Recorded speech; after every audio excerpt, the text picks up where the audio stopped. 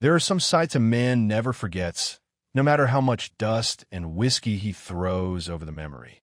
Kayla Morgan had seen plenty of those looks before. Faces hollowed out by grief, eyes emptied of hope, men dying in the war who knew their last breath had already been borrowed. But this time, it wasn't on some battlefield in another country. It was here, on his land, on a sweltering July afternoon in the middle of a New Mexico summer when the sky shimmered with heat and the ground burned like gunpowder. The girl was on her knees in the dirt, bleeding through the torn fabric of a pale cotton dress. Her hands shook as though she'd been running for hours. Her hair, once probably neat, now hung in dark, sweaty strands that stuck to her face. Dirt streaked her skin, and her lips trembled as if the desert wind itself had bitten them raw. But her eyes, that was what stuck. They were dead. Not the kind of dead that comes when the heart gives up, but the kind that lingers when a body is still alive and the world won't stop hurting it. She didn't cry. She didn't scream. She didn't even tell him her name. All she said, in a voice so faint it could have been mistaken for the breeze, was, "Please, no more pain." Caleb wasn't anybody's savior. He'd never pretended to be. Out here, past where the road turned to dust and the mail stopped coming regular, he lived alone in a cabin that had forgotten the sound of laughter. His front gate hadn't swung open for anyone in nearly 2 years. He preferred it that way, but something inside him moved. No hesitation, no words, no thinking. He stepped forward, closed the distance between them, and when he saw the blood on her knees, the bruises across her arms, and the fear she couldn't hide any longer, he did something no one would have expected from a man like him. Hell, even he didn't expect it.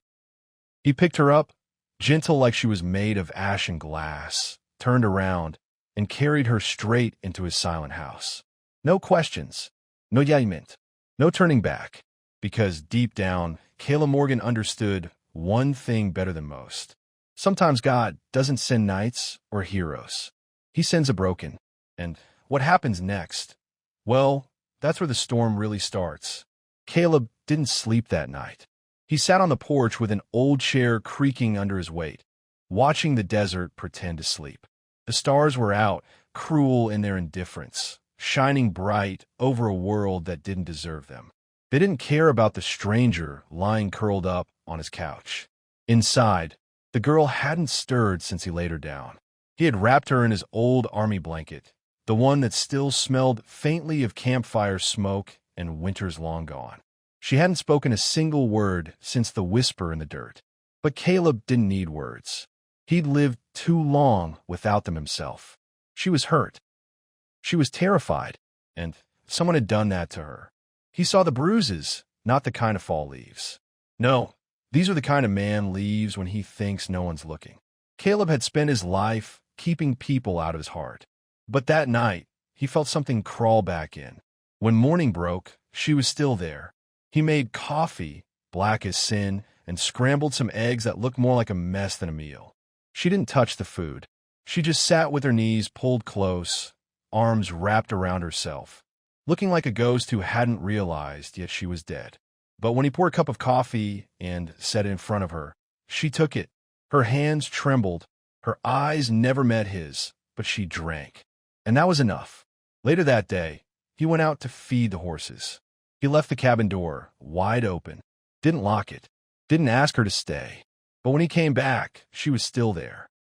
She was sitting on the floor now, tracing the wood grain with her fingertip like it was some kind of map. Caleb stood in the doorway watching her for a long moment. And then, for the first time since she arrived, she spoke. One word. What? He didn't answer right away. Maybe because he didn't know. But finally he said, "Because I've seen monsters, and you're not one of them." She didn't cry, but something in her face shifted, softened just enough for him to notice. 3 days later, Caleb found the letter. It sat waiting in the old iron mailbox at the edge of his property, the morning sun already burning the back of his neck as he opened it. No return address, just the sheriff's seal pressed in ink. He tore it open. The words inside were sharp cold. Earl Kincaid, the girl's stepfather, had filed a report. Claimed she was unstable. Said her name was Lila. Said she'd run away during one of her episodes. Said he wanted her brought home. Caleb stared at the paper like it had spit on him. He didn't need a badge to know the kind of man Earl was. He'd known plenty like him in the army. Men who shook hands in daylight and raised fists in the dark. When Caleb walked back to the cabin, Lila was barefoot in the yard feeding the hens. She was smiling faintly, laughing under her breath when the rooster didn't peck her. Caleb folded the letter, walked inside, and laid it on the table. Lila came in a moment later, saw it, didn't touch it, didn't ask, but her face went pale, like the blood had drained right out of her. She whispered, almost too soft to hear, "Please, no more hurt." Caleb didn't answer immediately. He lit the stove, poured water into the kettle, and watched the flames catch. His voice was calm when it came. "I'll take care of it." And what he did next, that's where the story begins to grow into something larger. That night, Caleb loaded his truck, took his rifle, drove into Santa Fe. He walked straight into the sheriff's office, dust trailing in behind him, and laid it all out. Told them everything. Named names. Gave dates. Pointed out the bruises. Told them if Earl Kincaid set foot near his land again, cuffs wouldn't be enough to hold him back. And when Kayla Morgan spoke, people listened. He returned home past midnight, worn and dusty, but taller somehow. Lila saw him from the porch, her hands trembling, but her smile steady. "You're safe now," he told her. And for the first time since she'd arrived, she believed him.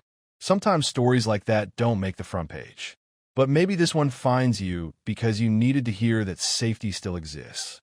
After that night, something inside Lila shifted. She stopped flinching every time the screen door banged. She stopped wearing her boots to bed. She began waking early, feeding the hens before Caleb stirred. She learned how to mend leather, polish a rifle, hang laundry without letting it twist in the wind. One morning, Caleb found her humming in the yard. Not a song he knew, just a tune, low and soft, like her bones were remembering life again. He didn't speak, just stood in the doorway and listened. Some days were brighter than others. She laughed sometimes, real laughter, the kind that surprised even her. She painted over the old barn wood with Caleb, giving it a new red coat, turning weathered timber into pride again. But healing is never a straight path. Some nights, she woke screaming. Other nights, she didn't sleep at all. Once Caleb found her outside in the dirt at 2 in the morning, barefoot and trembling. He didn't ask why, just placed his jacket around her shoulders and sat beside her until the sun rose. She started writing again, too, filling old notebooks with words she never let him read. But with every page she wrote, her shoulders straightened a little more. Caleb didn't know what he was to her, protector, landlord, maybe just a ghost who made coffee. But one afternoon, leaning against the corral, she called out, "Hey, cowboy." When he looked up, she smiled. Wide, genuine, alive. And that was when Caleb realized maybe this wasn't just about saving her. Maybe they were both finding their way back. It happened on a Tuesday, one of those scorching days when the air itself felt heavy. Caleb was checking the cattle in the back pasture when he heard it. Hoofbeats. Fast. Too fast for a friendly visit. By the time he reached the gate, dust was already rising. A rider, young and tall, leather gloves, a pistol at his side. "I'm here for the girl," the man called out. Caleb didn't flinch. "No, you're not." The rider dismounted, stepping forward. "She's coming back. Don't matter what you think, old man." Caleb just stared. The man's hand drifted toward the gun at his hip. He didn't get the chance to draw. Caleb closed the distance in 2 strides, twisted the man's wrist until bone cracked. The rider cried out, fell to the dirt face first. Caleb stood over him, boots firm in the gravel. "Next time," he said evenly, "I won't be polite." He let go, turned, and walked back to the porch. The rider scrambled to his feet, clutching his arm, and rode off fast. That evening, Caleb told Lila. She didn't say much, just nodded. But then she stepped closer, laid her arms around him. Not out of fear, not just gratitude, but something warmer. "I'm not afraid anymore," she whispered. And neither was he. Weeks passed. Lila laughed more, smiled wider, sang while she worked. Caleb found himself speaking more, too. standing taller. They never spoke the word love. But sometimes the way she poured his coffee, or the way he fixed her saddle without being asked, said more than words ever could. Because not all love stories start with roses and fireworks. Some are born in silence, in pain, in dirt, and they grow anyway. And those are the ones that last. If this story stirred something in you, leave a like. If you believe the world still needs stories like this, hit subscribe. But before you scroll, let me ask, have you ever fought for someone you barely knew, simply because deep down you felt they were worth it? Have you ever saved someone, only to realize they saved you? 2. Tell us below, because your story might be the one someone else needs.